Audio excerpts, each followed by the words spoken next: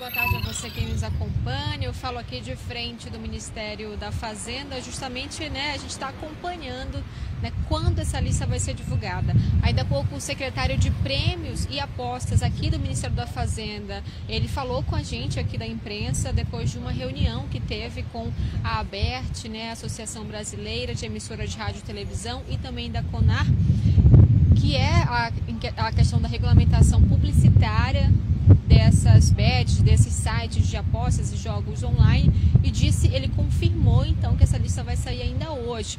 Nós questionamos o possível horário dessas listas, mas ele falou não, vai sair ainda hoje no fim da tarde, porque a gente está fazendo ainda as últimas avaliações, já que a gente teve informações chegando até a meia-noite então desta segunda-feira. Então eles continuam essa análise antes de divulgar a lista, mas ela deve ser divulgada ainda hoje. E o que a população deve fazer, Léo? Assim que essa lista for divulgada, deve buscar ali, quais são as empresas que vão continuar operando no país de forma legal e fazer, se quiser continuar, deixar lá o seu recurso que tiver nessas bets, ok.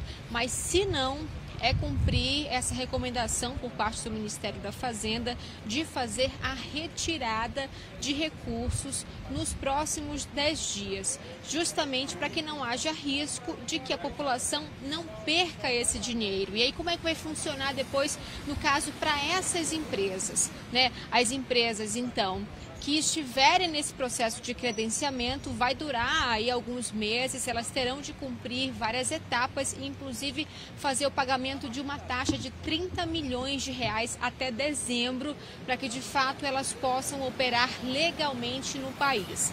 E o secretário também falou com a gente aqui, disse o seguinte: bom, quem não estiver na lista e quiser se credenciar, esse prazo então vai ficar aberto. Quem quiser, que empresa quiser, a qualquer momento fazer o credenciamento, para ser uma empresa legal de jogos e apostas esportivas no país, pode fazer, mas existe um prazo de alguns meses para que elas possam então cumprir esses critérios e começar a operar de fato no país. E só para quem nos acompanha entender, quais são esses critérios. Esses sites terão que ser hospedados no país. A partir de 1º de janeiro, o Ministério da Fazenda vai ter um controle mais rigoroso, uma fiscalização mais rigorosa em torno desses sites, para entender exatamente quais são os CPFs que estão ali, de pessoas que estão jogando, para entender qual é a forma de pagamento que elas utilizam. E a partir de 1º de janeiro também, Léo, não vai ser permitido mais que as pessoas usem o cartão de crédito para apostar. Então, quem estiver legalmente operando no país não vai mais poder usar o cartão de crédito. Só que é o seguinte, a Associação Nacional de Jogos e Loterias, que já reúne vários desses sites, dessas empresas de apostas esportivas e jogos online, já se pronunciou, se antecipou a essa regra do governo, que vai valer só a partir de 1º de janeiro de 2025, se antecipou dizendo que os associados a eles, a essa Associação de Jogos e Loterias, já não vão mais aceitar apostas por meio de cartão de crédito a partir de hoje. Então, quem faz parte da ANJL, que é essa Associação de Jogos e Loterias, não vai mais aceitar então o cartão de crédito para essas apostas. Além disso, Léo, a gente também tem uma outra movimentação em relação ao Bolsa Família. O presidente Lula vai se reunir nesta quinta-feira com vários ministros, ministro da Fazenda, ministro do Desenvolvimento Social, ministra da Saúde. Para quê? Justamente para entender quais serão as limitações para os apostadores que são beneficiários do Bolsa Família. Há essa discussão de que esses beneficiários não possam usar, sejam proibidos de usar o cartão do Bolsa Família, que é um cartão de débito, para fazer essas apostas. E por que isso? A gente teve a divulgação na semana passada de alguns dados do Banco Central que mostram que só no mês de agosto 5 milhões de beneficiários do Bolsa Família apostaram 3 bilhões de reais somente por meio de transferências via Pix para essas bets, para essas apostas online, ou esses jogos e também apostas online. Então há essa preocupação por parte do governo de que o recurso do Bolsa Família esteja sendo usado nessas apostas. Léo. Suane, muito obrigado. Informações completas aqui. Trouxe vários elementos dessa questão. A gente continua esperando, né, aguardando essa lista, sair essa lista das bets regularizadas. Suane, bom trabalho para você. Muito obrigado pela presença aqui com a gente. Bom, Léo, assim que sair a gente vai também informar aqui, né? Se a gente estiver ainda no programa, eu posso entrar novamente aqui com vocês para a gente identificar realmente quantas, então, serão legalizadas, né, durante esse processo, no torno desse processo, e as pessoas vão poder continuar, então, fazendo essas apostas em todo o país. Léo. Muito obrigado, Suane. Pessoal, ainda sobre bets, a gente vai falar agora com o Pablo Domingos, advogado, pós-doutor em Direito Criminal pela Universidade de Coimbra. Pablo, já consigo dividir a tela com ele aqui? Pablo, muito obrigado aqui pela presença aqui no Poder Expresso.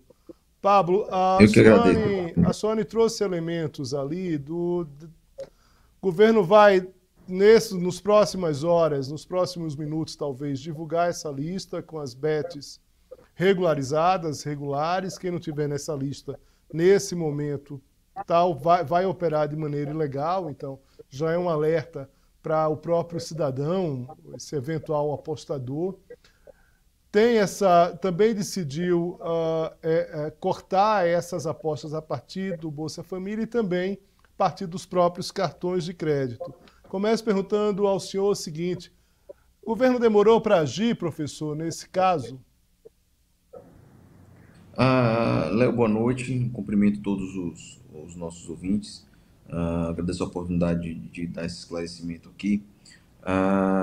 Este já é, na verdade, uma demanda antiga, né?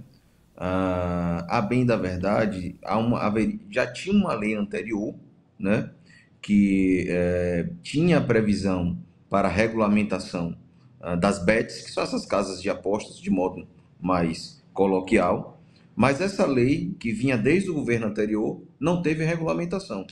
Então, na verdade, apesar de ser uma demanda antiga, foi na gestão desse governo que se trouxe a regulamentação com relação a esses jogos, né? Então, apesar de ser uma demanda anterior, foi agora que se passou, ou que se passará a regulamentar, né? Em termos históricos, de modo geral, se demorou para poder se regulamentar isso, porque países aí afora, Europa, etc., os jogos online e jogos esportivos já são regulamentados há muito tempo.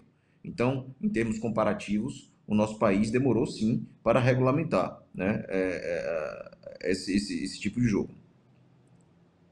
A partir de agora, a gente vai ter uma situação um pouco melhor definida em relação a esse tema, professor?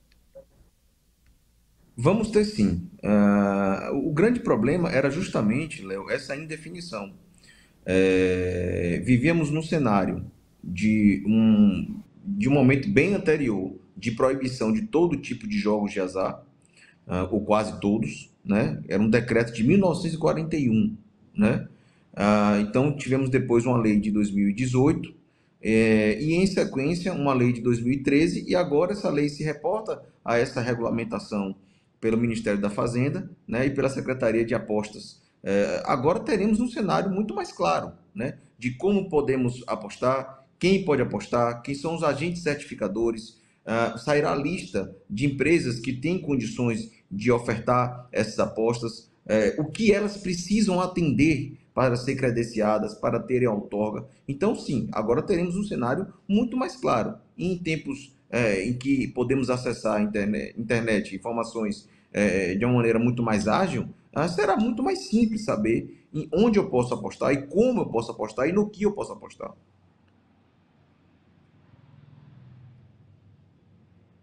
Desculpe, Pablo Domingues, muito obrigado aqui pela presença, pelos esclarecimentos. Bom trabalho para o senhor, um forte abraço. Eu agradeço, muito obrigado e boa noite.